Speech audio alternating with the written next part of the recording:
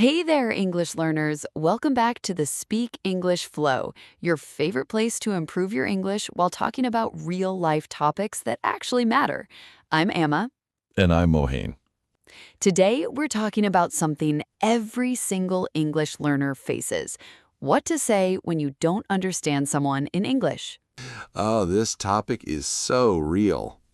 You know exactly what I mean. Someone speaks to you in English, you catch maybe 2 or 3 words, your brain completely freezes, and then you just smile and nod. And then you walk away having absolutely no idea what just happened, and you either do the completely wrong thing or just stand there pretending everything is perfectly fine. Oh, that's painfully accurate. I still remember my first month trying to order food at a cafe. The server asked me a simple question. I panicked so hard that I just said, "Yes, please," to everything, and ended up with a coffee, a sandwich, and a slice of cake. Honestly, that sounds amazing, though. It was expensive. But here's the good news. You are not alone, and this is 100% fixable. Today, we are going to give you 4 simple, smart phrases that you can use the very next time this happens, and you will feel calm and confident instead of confused and frozen. And these phrases are short, polite, and they actually work. You can start using them today. And if this podcast is helping you feel a little more confident in English week after week, Go ahead and subscribe to the Speak English Flow. It really does help us keep making these conversations for you. every single subscriber truly means the world to us, and we are so grateful for each one of you who is here. Oh, and before we jump into today's phrases, we have something really useful for you right now. Yes, every episode comes with a free PDF, and today's is ready for you right now in the description below. And it is not just a list of phrases. We have packed it with comprehension exercises and grammar practice, so you improve your conversation skills and your English at the same time. 2 wins, 1 episode. You really can't lose. Grab it from the link in the description below. All right, let's get into it. So, why do we freeze when we don't understand something in English? Here is the real reason.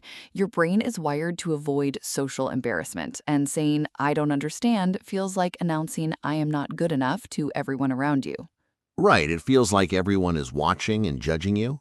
Exactly, but here's what the science says.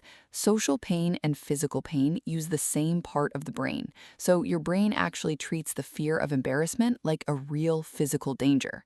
Wait, so my brain thinks saying I don't understand is actually dangerous? To your nervous system? Yes, completely. Think about it like this. Imagine you are lost in a new city, and you have a map app on your phone, but you feel too embarrassed to open it in public because you don't want people to see that you're lost. So instead, you keep walking in the wrong direction. Oh, so instead of asking for help, you just keep going and hope the street you need magically appears? Exactly. And you get more lost, more confused, and more frustrated, all because you refuse to do the simple thing. That is exactly what happens when we nod and smile instead of asking for help in English.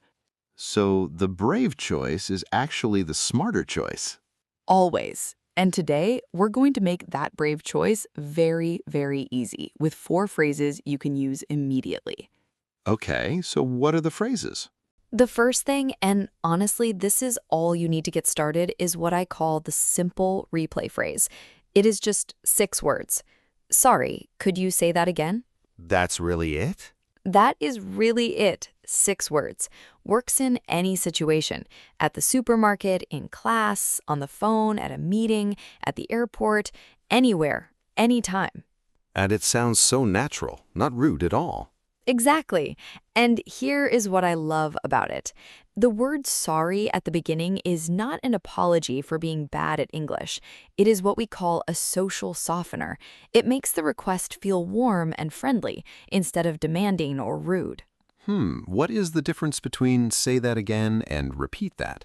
Great question. Say that again sounds more natural in everyday conversation, like how a friend would say it. Repeat that can sound a little more formal, almost like a teacher giving an instruction.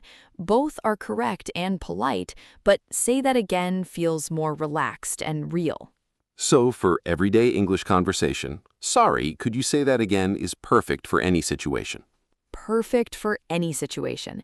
And if they repeat it at the exact same speed and you still don't understand, No panic at all. Just move to the next phrase.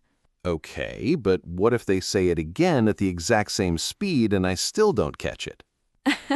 And that is exactly where the second phrase comes in.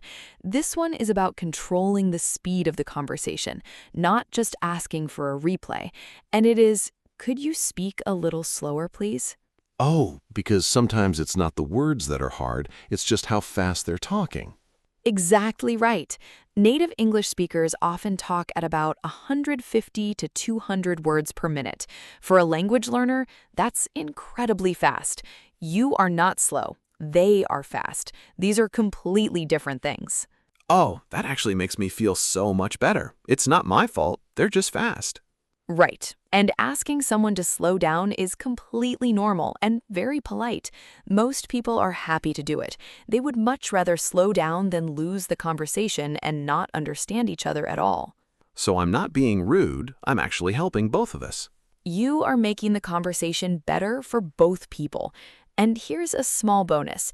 If you feel nervous asking, just smile while you say it. A warm smile makes everything feel safer, more natural, and more friendly. Smile and slow them down. Simple and powerful. That's it. Now here's the phrase I find the most powerful, especially when you catch some of the words but you are not completely sure if you understood correctly. I call it the clarification check. And it sounds like this. Do you mean... And then you say back what you think you heard in your own simple words. Wait, so I repeat back what I think I understood and then ask if I got it right?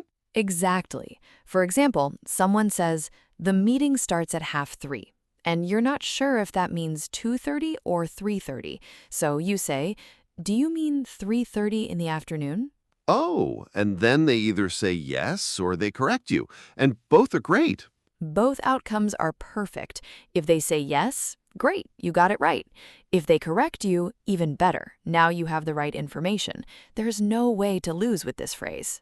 So the answer is always useful. Either you were right or you learned the correct thing. Exactly. And here's the most important thing. This phrase actually shows intelligence. You're not just saying, I don't understand, and stopping there. You're showing that you were listening carefully and you are actively trying to understand. That is impressive, not embarrassing. So do you mean turns a moment of confusion into a moment of effort and connection? Beautifully said. Keep that phrase very close. It will help you many, many times. Okay, what's the last one? This one is my absolute favorite. And yes, it takes the most courage, but it gets the best results every single time. It is the honest admission, and it goes like this. I'm still learning English. Could you help me understand? Wait, you just tell them directly that you're learning? That's it? Yes, and I know that sounds scary, but think about what happens the moment you say those words. You're not hiding anymore. You are being completely real and honest. And most people, almost all people, respond with kindness, patience, and a genuine desire to help. Because it takes real courage to be honest, and people respect that. Exactly. And when you say, I'm still learning, you are not saying, I am bad at English. You are saying, I am working on English every day. Those are completely different statements with completely different feelings. Right. One sounds like a failure, the other sounds like progress and effort. Right. And the word still in that phrase is so beautiful. It tells the other person that this is a journey you are on, not a test you are failing. When you say this, most people will immediately slow down, use simpler words, and become your helper, not your judge. That is honestly beautiful. The most honest phrase gets the most help. Every single time. Try it once, and you will never be afraid to say it again.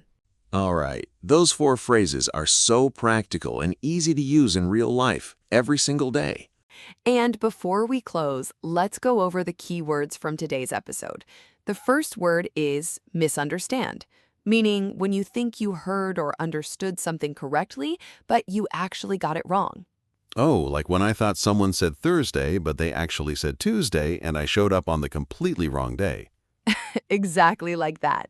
Next, clarify, meaning to make something clearer or easier to understand. So when I use do you mean, I'm asking the other person to clarify what they said? Exactly right.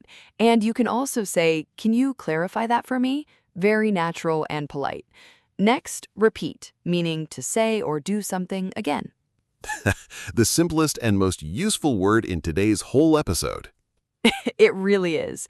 Next, confuse, meaning to make someone feel uncertain or unable to understand something clearly. Like how fast native English speakers confuse me sometimes. It is not that I'm bad at English, I'm just confused by the speed. That is a very important and very true distinction. Next, rephrase, meaning to say something, again, using different, simpler words to make the meaning clearer. So if someone does not understand me, I should rephrase my idea, not just say the same words louder and slower. Yes, saying it louder in the exact same words never helps anyone. Rephrasing is the real solution.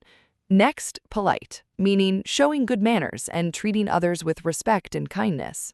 And all 4 of today's phrases are polite. That's the whole point. You can ask for help and still sound confident and respectful at the same time. Absolutely. Next, pause, meaning a short moment of silence or stopping before you continue speaking. I love this one because when I don't understand something, I panic immediately. But if I just take a 2-second pause, it gives me time to think and decide which phrase to use. A small pause is incredibly powerful. It gives you time, and it gives the speaker time too. Never rush. And the last word, fluent, meaning able to speak or write a language very easily, naturally, and without stopping to think about every word. And fluency is the goal, but it comes through practice and real conversations, not through perfect grammar or never making mistakes. And those are your key words from today. Use one of them in a sentence this week, and they will stick with you forever. Try just one. That's enough to start. Those words are so useful, especially when you are building your confidence in real English conversations every single day. Right? I love how naturally these words come up. You will probably use at least one of them within the next 24 hours. All right, that officially wraps up today's episode. Don't forget to grab your free PDF in the description. All the key vocabulary, takeaways, and exercises are in one place waiting for you. And if this episode helped you feel a little braver and more ready for real English conversations today, Please subscribe to the Speak English Flow and share it with one friend who also wants to speak English with more confidence. that one share truly means the world to us. Just one friend, that's enough. See you next time on the Speak English Flow. Your progress doesn't end here. Click on the next video to keep your English growing. Bye for now.